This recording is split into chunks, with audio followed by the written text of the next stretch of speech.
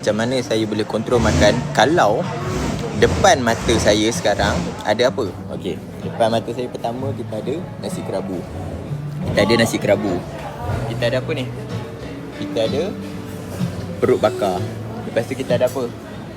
Kita ada sate. Last kita ada apa?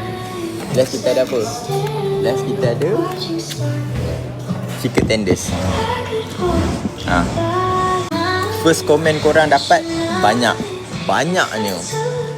Okay, saya cerita konsep saya. Okay, semua orang tahu penurunan berat badan kita buat kalori defisit.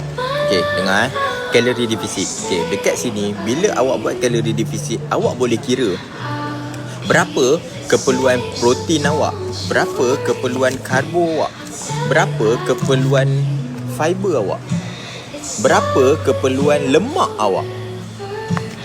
Itu awak boleh kira. Tak ada masalah pun untuk, kalau macam siapa yang join saya akan kirakan, saya akan bagi tahu. So, bila anda berada dalam keadaan kalori defisit sekalipun, anda boleh ambil semua yang saya makan ni sama macam ni, tapi kita seimbangkan dengan lifestyle awak.